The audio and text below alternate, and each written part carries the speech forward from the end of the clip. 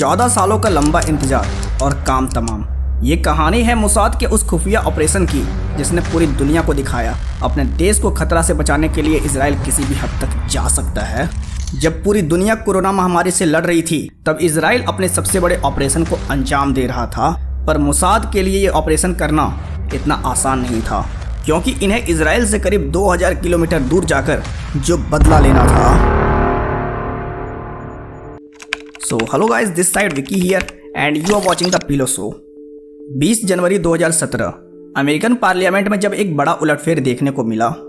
2 बार के लगातार जीत के बाद डेमोक्रेटिक पार्टी की सत्ता बदल चुकी थी और डोनाल्ड ट्रंप अमेरिका के 45वें राष्ट्रपति चुने गए। इधर डोनाल्ड ट्रंप की पार्टी सत्ता में आई और उधर अमेरिका से करीब 6744 मील दूर स्थित एक देश इजराइल खुशी से जश्न मना रहा था। पर अमेरिका की सरकार बदलने से इजराइल को क्या फायदा? डेमोक्रेटिक पार्टी का ईरान के प्रति झुकाव इजराइल के लिए कोई खतरा से कम नहीं था।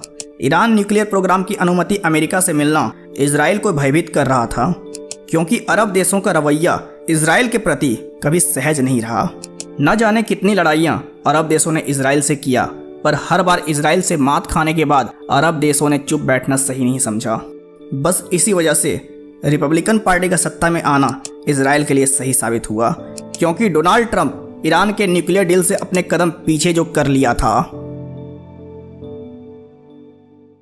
21 जनवरी 2018 जगह थी तेहरान की एक सीक्रेट वेयरहाउस की। आधी रात का समय था और दबे पांव कुछ लोग वेयरहाउस में दाखिल हुए। उस रात उन्हें बहुत मुश्किल और हाई प्रोफाइल चोरी करनी थी। इन चोरों को पहले वेयरहाउस में लगे अलार्म को डिसेबल करना था और वहां के 2 दरवाजे तोड़ने थे। फिर अंदर घुसकर भी 32 अलमारियां तोड़नी थी, वो भी सुबह 5 बजे से पहले, क्योंकि मॉर्निंग शिफ्ट वाले गार्ड 7 बजे ड्यूटी पर पहुंच जाते और गार्ड्स के पहुंचने तक सबको काम निपटाकर बॉर्डर पार कर जाना था।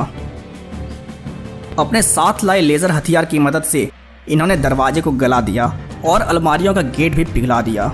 ठीक 6.5 घंटे के अंदर इन्होंने 32 अलमारियां में रखा आधा टन सामान इकट्ठा कर 5 बजे तक वेयरहाउस से निकल गए। पर कौन थे ये लोग और क्या चुराने आए थे? इस सवाल का जवाब मिला 30 अप्रैल 2018 को तेहरान से करीब 2000 किलोमीटर दूर इजराइल में। ये लोग और कोई नहीं बल्कि मोसाद के एजेंट्स थे। मोसाद को उस रात बहुत बड़ी जानकारी हाथ लगी थी, जिसमें 5000 टॉप सीक्रेट डॉक्यूमेंट्स और 183 कैसेट शामिल थे, जिनके अंदर वीडियोस और गुप्त नक्शे शामिल थे। ये सारे दस्तावेज जुड़े थे प्रोजेक्ट अमाद से। उस दिन इजराइल के पैरों तले जमीन खिसक गई जब पता चला ईरान न्यूक्लियर प्लांट नहीं बल्कि न्यूक्लियर बम बनाने की जोरों शोरों से तैयारी कर रहा है। उस वक्त ही इजराइल ने इस प्रोजेक्ट पर रोक लगाने का योजना शुरू कर दिया। पर इस मिशन को अंजाम देना कोई आसान काम नहीं था, क्योंकि 2007 में इजराइल द्वारा सीरिया के न्यूक्लियर प्लांट के ध्वस्त करने के बाद ईरान चौकन्ना हो गया था। पर अपने देश और देश के लोगों को बचाना इजरायली सरकार और मोसाद का कर्तव्य था। इसके फौरन बाद इजरायली प्रधानमंत्री बेंजामिन नेतन्याहू ने मोसाद चीफ योसी मीर कोहेन को इस मिशन को अंजाम देने की हरी झंडी दिखाया। पर सवाल अब भी बड़ा था, कब, कहां और क्या? हर वक्त चौकन्ना रहने वाला ईरान के न्यूक्लियर प्लांट को नष्ट करना नामुमकिन था। कई महीने रिसर्च और प्लानिंग के बाद मोसाद की टीम ने एक ब्लूप्रिंट तैयार किया, जिसमें साफ साफ शब्दों में लिखा गया, अगर इस प्रोजेक्ट को रोकना है तो एक शख्स को मौत के घाट उतारना होगा। वो शख्स था Mohsen Fakhrizadeh, father of Iran nuclear weapon. Mohsen Fakhrizadeh को 2014 में ईरान न्यूक्लियर प्रोग्राम का हेड बनाया गया था।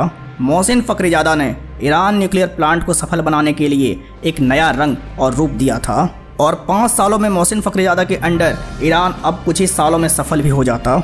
अमेरिका से न्यूक्लियर डील खत्म होने के बाद भी ये शख्स कभी नहीं रुका। इधर ईरान अपने प्रोजेक्ट में सफलता की सीढ़ियां चढ़ रहा था और उधर अमेरिका की सरकार फिर से बदल जाने वाली थी। अब समय आ गया था कि इस मिशन को जल्द से जल्द इम्प्लीमेंट किया जाए, वरना इजराइल के लिए बहुत ही देर हो जाएगी। जिसके बाद इजराइल ने फौरन बेल्जियम में बनी FN-FG रोबोटिक मशीन गन को इस मिशन में इस्तेमाल करने का योजना तैयार किया। पर इस बंदूक को ईरान पहुंचाना आसान नहीं था। 1 टन से भी भारी वजन वाले इस गन के टुकड़ों को मोसाद ने ईरान भेजना शुरू किया।